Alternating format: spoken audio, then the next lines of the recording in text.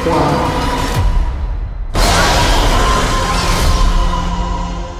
Xenomorph, a perfect organism, a horrific nightmare, the Xenomorph, a name that sends shivers down the spines of sci-fi horror fans everywhere. This biomechanical monstrosity from the Alien franchise transcends the realm of mere movie monster. It's a complex organism, a testament to both horrifying ingenuity and the nightmares that lurk in the vast unknown of space. Welcome back to your nerdy show. I'm your host, Alien. Today we are going to explore Xenomorph's story, its origins, biology, and life cycle, paint a picture of a creature honed for a singular purpose, the complete eradication of any unfortunate life form it encounters. Oh, no, not that way! The other way, God! A derelict ship and a fossilized jockey, the enduring ambiguity of origins. The question of where xenomorphs come from has haunted audiences since the chilling debut of Alien in 1979. The film presented a hauntingly beautiful derelict spacecraft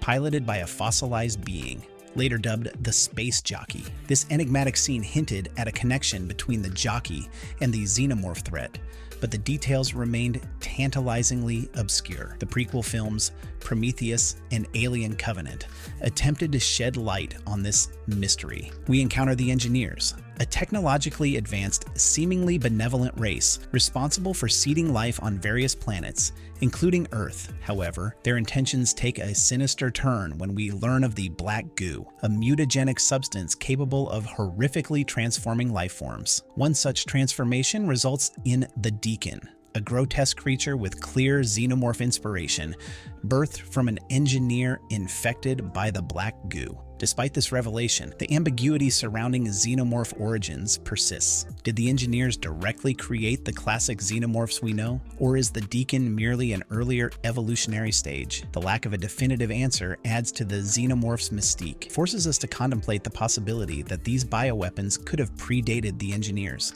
existing as a malevolent force in the cosmos, waiting to be unleashed.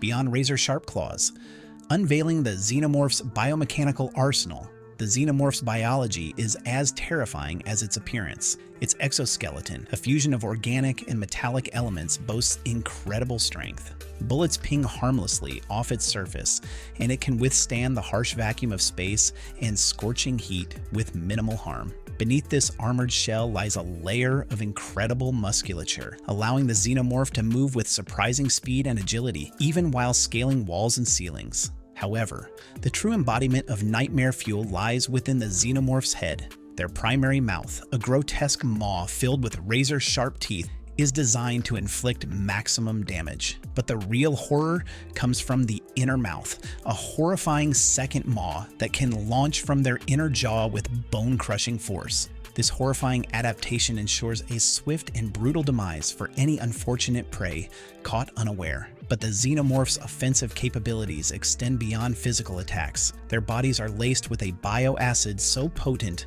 it can melt through metal in seconds. Even a minor scratch from a xenomorph can lead to a slow and agonizing death. Adding to this gruesome arsenal is their exceptional senses. They possess a heightened sense of smell, allowing them to track prey from vast distances. Thermal vision enables them to see in complete darkness, making them invisible hunters in low-light environments.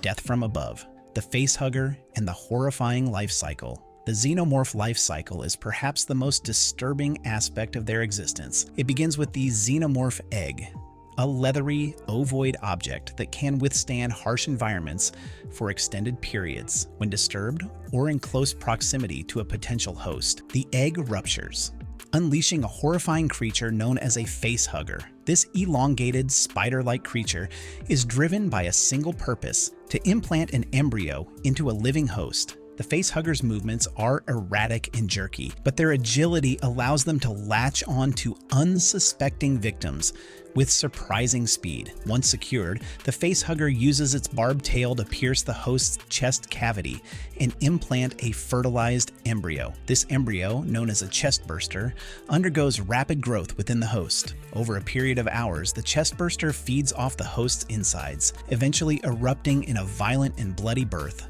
leaving the host a hollowed-out husk. The newborn Chestburster is a small, vulnerable creature, but it grows rapidly, molting several times before reaching its full, terrifying adult form. This parasitic growth cycle allows for a horrifying adaptation. The Xenomorph absorbs trace amounts of the host's DNA. This genetic material can influence the physical characteristics of the adult Xenomorph, resulting in variations depending on the host species. Imagine the terror of encountering a Xenomorph with the acidic blood of a Xenomorph encountered in Alien 3, or the brute strength of a creature born from a heavily muscled host.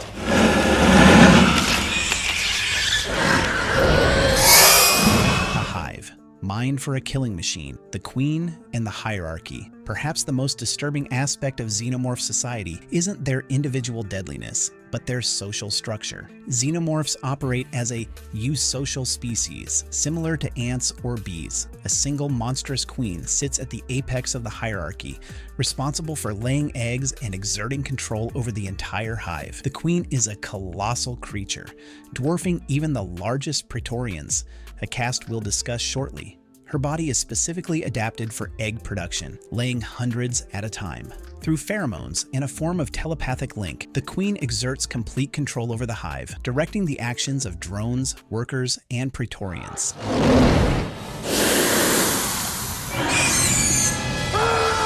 Drones, the expendable soldiers. The most common caste within a Xenomorph hive are the drones. These bipedal creatures are the embodiment of the Xenomorph's killing potential. Their primary function is to hunt and eliminate any threats to the hive. Drones are ferocious and relentless, driven by a singular instinct to kill. Their lack of advanced intelligence makes them expendable, readily thrown at any perceived threat. However, their sheer numbers and deadliness make them a formidable force, capable of overwhelming even well-armed opposition. Workers, the hive's builders, and caretakers. While drones are the offensive arm of the Xenomorph hive, workers handle the day-to-day tasks of maintaining and expanding the hive. Workers are smaller and less heavily armored than drones, but they possess incredible strength and dexterity. They are responsible for building and maintaining the hive structure, which can range from sprawling networks of tunnels to repurposed human facilities. Workers also care for the developing Xenomorphs within the hive, ensuring the next generation of killers is properly nurtured.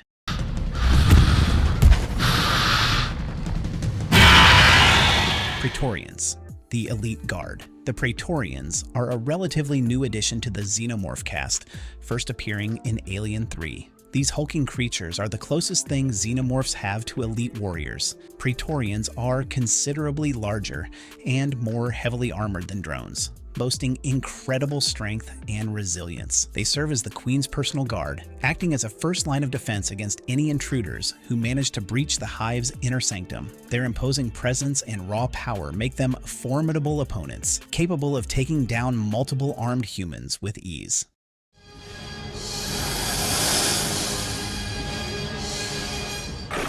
The Black Sheep, Praetorian variations, and the possibles. The concept of Xenomorph Praetorians has been further explored in the Alien vs. Predator universe. Here, variations exist, such as the Crusher Praetorian, boasting even thicker armor and immense physical strength, and the Guardian Praetorian, equipped with biocannons firing acidic projectiles. Additionally, the Alien comics introduced the concept of possibles, Praetorians with rudimentary psychic abilities that can challenge the Queen's dominance. While these variations are not considered canon within the core Alien films, they highlight the potential for further evolution within the Xenomorph species.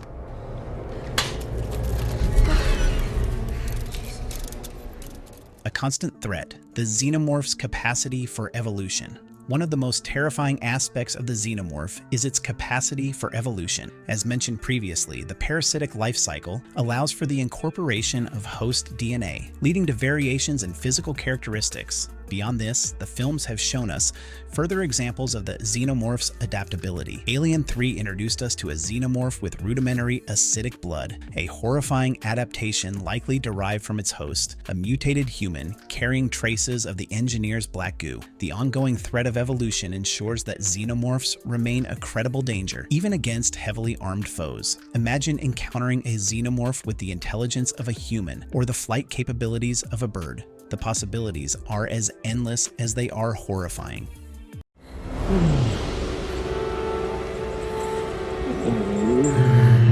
Conclusion: a perfect organism for terror. The Xenomorph is a masterpiece of science fiction horror. Its enigmatic origins, horrifying biology, and ever-evolving threat make it a truly terrifying creature.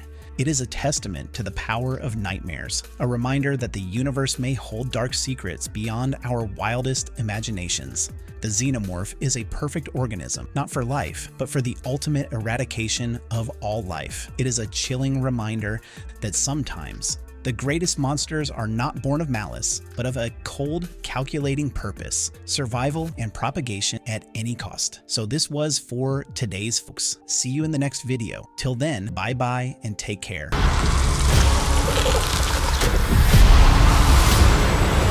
No, what the heck, I'll laugh anyway.